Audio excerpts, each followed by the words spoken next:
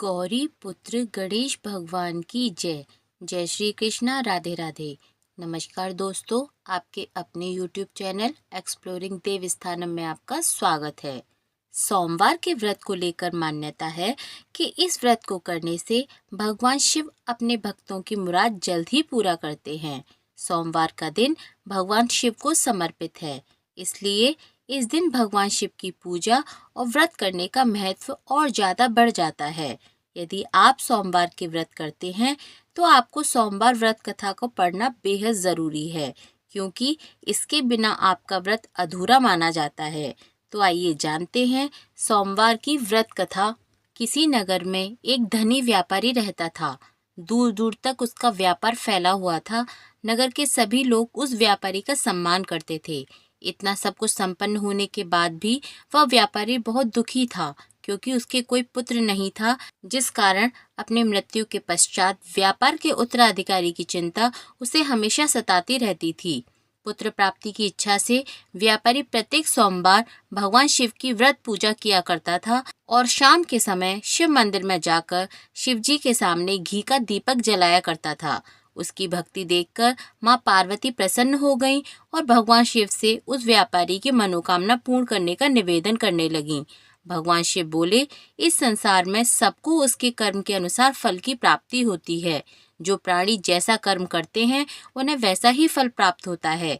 शिवजी द्वारा समझाने के बावजूद माँ पार्वती नहीं मानी और उस व्यापारी की मनोकामना पूर्ति हेतु वे शिवजी से बार बार अनुरोध करने लगीं। अंत में माता के आग्रह को देखकर भगवान भोलेनाथ को उस व्यापारी को पुत्र प्राप्ति का वरदान देना पड़ा। वरदान देने के पश्चात भोलेनाथ माँ पार्वती से बोले, आपके आग्रह पर मैंने पुत्र प्राप्ति का वरदान तो दे दिया है, परंतु इसका यह पुत्र 16 वर्ष तक ही जीवित रहेगा। उसी रात भगवान शिव उस व्यापारी के स्वप्न में आए और उसे पुत्र प्राप्ति का वरदान दिया और उसके पुत्र के 16 वर्ष तक जीवित रहने की भी बात बता दी। भगवान के वरदान से व्यापारी को खुशी तो हुई, लेकिन पुत्र की अल्पायु की चिंता ने उस खुशी को नष्ट कर दिया। व्यापारी पहले की तरह सोमवार के दिन भगवान शिव का विधिवत व्रत करता था। कुछ महीनों के बाद उसके घर एक अति सुंदर बालक ने जन्म लिया और घर में खुशियां ही खुशियां आ गईं। बहुत धूमधाम से पुत्र जन्म का समारोह मनाया गया, परंतु व्यापारी को पुत्र के जन्म की अधिक खुशी नहीं हुई, क्योंकि उसे पुत्र की अल्पायु के रहस्य का पता था। जब पुत्र 12 वर्ष का हुआ तो व्यापारी ने उसके मामा के साथ पढ़ने के लिए उसे काशी भेज दिया। लड़का अपने मामा के साथ शिक्षा प्राप्ति हेतु चल दिया। रास्ते में जहाँ भी मामा भांजे विश्राम हेतु रुकते, वहीं यज्ञ करते और ब्राह्मणों को भोजन कराते। लंबी यात्रा के बाद मामा भांजे एक नगर में पहुंचे। उस दिन नगर के राजा की कन्या का विवाह था, जिस कारण पूरे नगर को सजाया गया था। निश्चित समय पर बारात आ गई, लेकिन वर का पिता अपने बेटे के एक आंख से काने होने के कारण बहुत चिंतित था। उसे भय था कि इस बात का पता चलने पर कहीं राजा विवाह से इनकार न कर दे, इससे उसकी बदनामी भी होगी। जब वर के पिता ने व्यापारी के पुत्र को देखा तो उसके मस्तिष्क में एक विचार आया। उसने सोचा, क्यों न इस लड़के को दूल्हा बनाकर राजकुमारी से विवाह करा दूं। विवाह के बाद इसको धन देकर विदा कर दूंगा और राजकुमारी को अपने नगर ले जाऊंगा। वर के पिता ने लड़के के मामा से इस संबंध में बात की। मामा ने धन मिलने के लालच में वर के पिता की बात स्वीकार कर ली।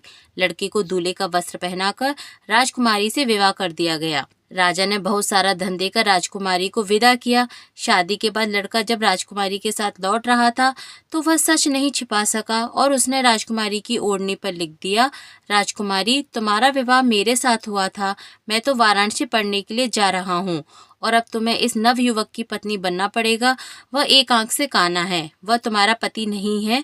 जब राजकुमारी ने अपनी ओढ़नी पर लिखा हुआ पढ़ा तो उसने काने लड़के के साथ जाने से इनकार कर दिया। राजा को जब ये बात पता चली तो उसने राजकुमारी को महल में ही रख लिया। उधर लड़का अपने मामा के साथ वाराणसी पहुंच गया और गुरुकुल में पढ़ना शुरू कर दिया। जब उसकी आयु 16 वर्ष की हुई तो उसने यज्ञ किया। यज्ञ की समाप्ति पर ब्राह्मणों को भोजन कराया और खूब अन्न वस्त्र दान किए। रात को वह अपने शयन कक्ष में सो गया। शिव के वरदान के अनुसार शयन अवस्था में ही उसने अपने प्राण छोड़ दिए। सूर्योदय होने पर मामा ने जब अपने मृत भांजे को देखा तो रोना पीटना शुरू कर दिया। आसपास के लोग भी एकत्र होकर दुख प्रकट करने लगे। लड़के के मामा के रोने विलाप करने के स्वर समीप से गुजरते हुए भगवान शिव और माता पार्वती ने भी सुने। माता पार्वती ने भगवान से कहा, हे प्राणनाथ, मुझे इसके रोने के स्वर सहन नहीं हो रहे हैं, आप इस व्यक्ति के कष्ट को दूर करें। भगवान शिव ने माता पार्वती के साथ अदृश्य रूप में समीप जाकर देखा तो भोलेनाथ माता पार्वती से बोले, यह तो उसी व्यापारी का पुत्र है जिसे मैंने 16 वर्ष की आयु का वरदान दिया था। इसकी आयु पूरी हो गई है। माँ पार्वती ने फिर भगवान शिव से निवेदन कर उस बालक को जीवन देने की आग्रह किया। माता पार्वती के आग्रह पर भगवान शिव ने उस लड़के को जीवित होने का वरदान दिया और कुछ ही पल में वह जीवित होकर उठ बैठ गया। शिक्षा समाप्त करके लड़का मामा के साथ अपने नगर की ओर चल दिया। दोनों चलते हुए उसी नगर में पहुंचे जहां उसका विवाह हुआ था। उस नगर में भी यज्ञ का आयोजन किया। समीप से गुजरते हुए एक नगर के राजा ने यज्ञ का आयोजन देखा और उसने तुरंत ही लड़के और उसके मामा को पहचान लिया।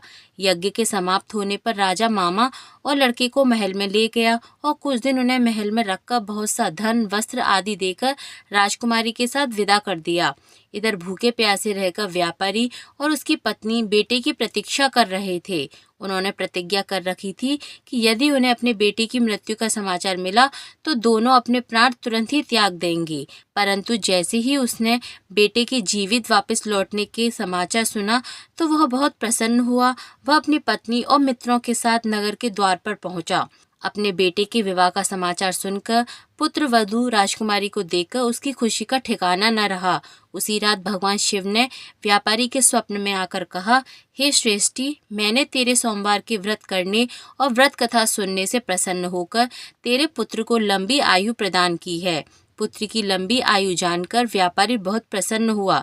शिव भक्त होने तथा सोमवार का व्रत करने से व्यापारी की सभी मनोकामना पूर्ण हुई।